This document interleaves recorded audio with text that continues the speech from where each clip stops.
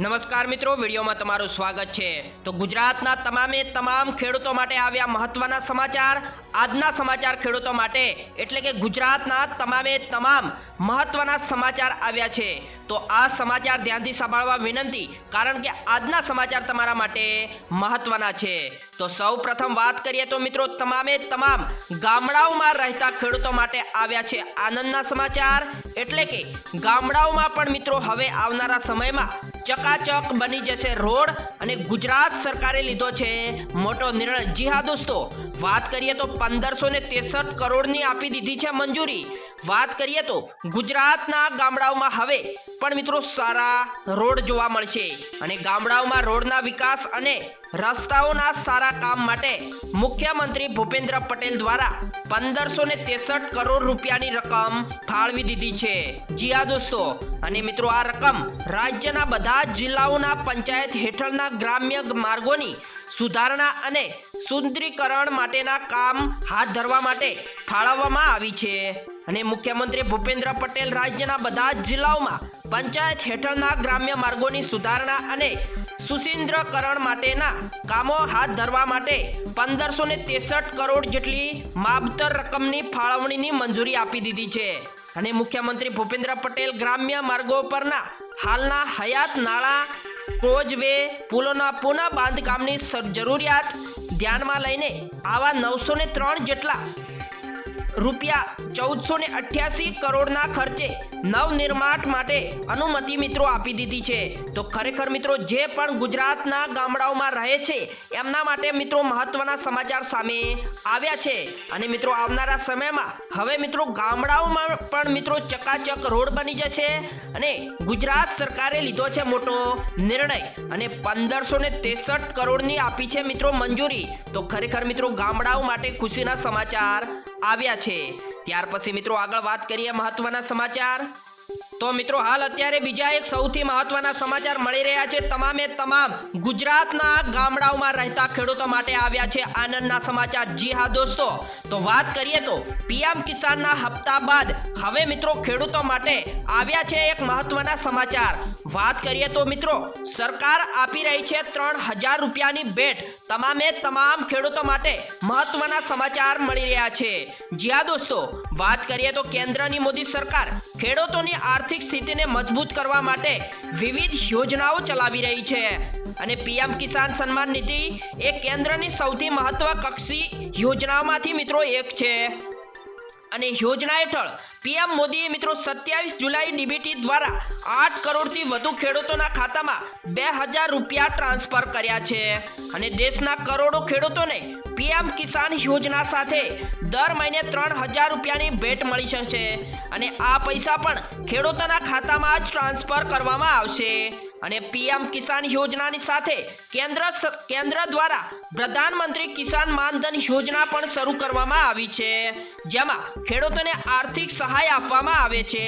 અને પીએમ માનધન યોજના હેઠળ સરકાર ખેડૂતોના ખાતામાં દર મહિને મિત્રો 3000 રૂપિયા ટ્રાન્સફર કરવામાં આવશે અને યોજના હેઠળ ખેડૂતોને માસિક રૂપિયા 3000નું પેન્શન આપવાની જોગવાઈ કરવામાં આવી છે અને યોજનાનું પ્રીમિયમ કિસાન સન્માન નિધિ યોજનામાં રકમમાંથી મિત્રો કાપવામાં આવે છે અને આ માટે તમારે મિત્રો એક અલગ ફોર્મ ભરવાનું રહેશે અને આ પેન્શન યોજનાનો લાભ લેવા માટે જ્યારે તમે સ્કીમ હેઠળ રજીસ્ટ્રેશન કરાવવામાં વ્યક્તિની ઉંમર 60 વર્ષ થશે ત્યાર પછી મિત્રો દર મહિને તમારા ખાતામાં 3000 રૂપિયાનું પેન્શન આવવાનું શરૂ થઈ જશે। જી હા દોસ્તો, અને મિત્રો આમાં 18 વર્ષથી 40 વર્ષ સુધીની કોઈ પણ વ્યક્તિ ભાગ લઈ શકે છે।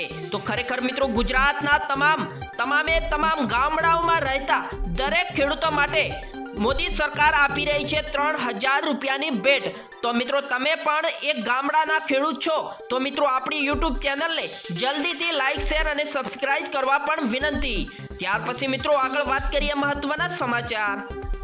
તો મિત્રો હાલ અત્યારે બીજા એક સૌથી મહત્વના સમાચાર મળી રહ્યા છે કે તમામે તમામ ગુજરાતના ગ્રામ્ય વિસ્તારના ખેડૂતો માટે મિત્રો આ સમાચાર ધ્યાનથી સાંભળવા વિનંતી, કારણ કે તમારા માટે અગત્યના સમાચાર સામે આવ્યા છે। તો વાત કરીએ તો માર્ચમાં વરસાદનો વધુ એક રાઉન્ડ આવશે અને આ તારીખથી ગુજરાતના વાતાવરણમાં ફરી એકવાર મોટું સંકટ આવશે।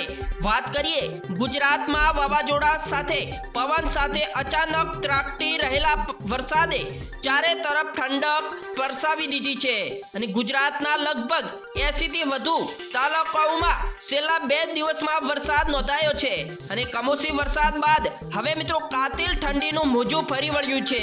ત્યારે હવે શું થશે તેના પર સૌની નજર છે।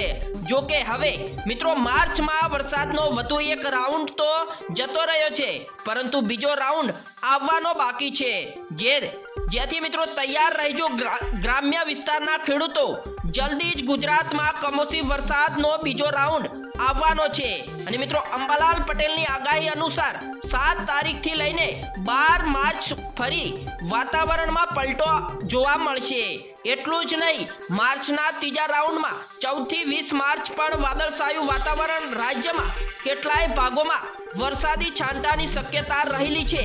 તો તમામે તમામ ગુજરાતના ખેડૂતો માટે જાણવા મળી રહ્યું છે કે આવનારા સમયમાં બીજો એક સૌથી મોટો વરસાદનો રાઉન્ડ આવી શકે તેમ છે। જી હા દોસ્તો, ત્યાર પછી મિત્રો આગળ વાત કરીએ મહત્વના સમાચાર।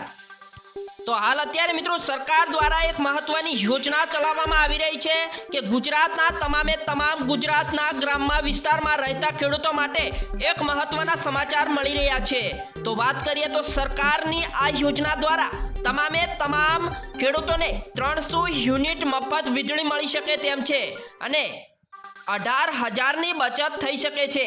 વાત કરીએ તો સરકાર દ્વારા શરૂ કરવામાં આવેલી આ યોજનાનો ઉદ્દેશ આપણા દેશના 1 કરોડ લોકોને એટલે કે મિત્રો ઘરોની છત ઉપર મફતમાં સોલાર પેનલ સિસ્ટમ લગાવવાનો છે, જેના કારણે આપણા દેશના ઉર્જા સંરક્ષણમાં વધારો થાય અને આ યોજના દ્વારા આપણા દેશના નાગરિકોને એટલે કે આપણા દેશના તમામ ખેડૂતોને પોતાની આવકમાં વધારો થાય તેનો મિત્રો ઉત્સાહજનક હશે અને તેની સાથે પોતાના ઘરમાં મફતમાં વીજળી મળશે।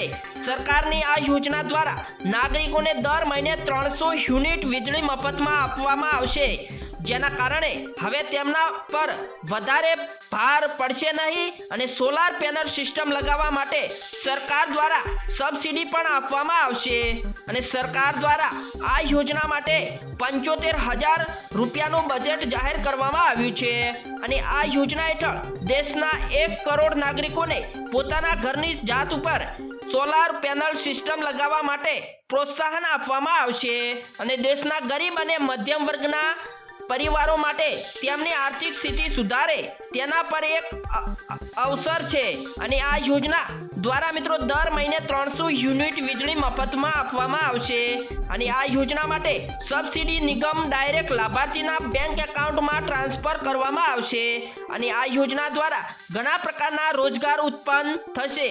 એકવાર તમારા ઘરના સોલાર સિસ્ટમ લગાવ્યા પછી તમે વાર્ષિક 15,000 થી લઈને 18,000 સુધીની બચત કરી શકો છો। જી હા દોસ્તો, તો મિત્રો આ સમાચાર આજના તમામ અહીંયા પૂરા થાય છે। તમે પણ મિત્રો એક ગુજરાતના ગામડાના ખેડૂત છો તો મિત્રો આપણી YouTube ચેનલને જલ્દીથી લાઈક શેર અને સબસ્ક્રાઇબ કરવા પણ વિનંતી। જય કિસાન, જય જવાન।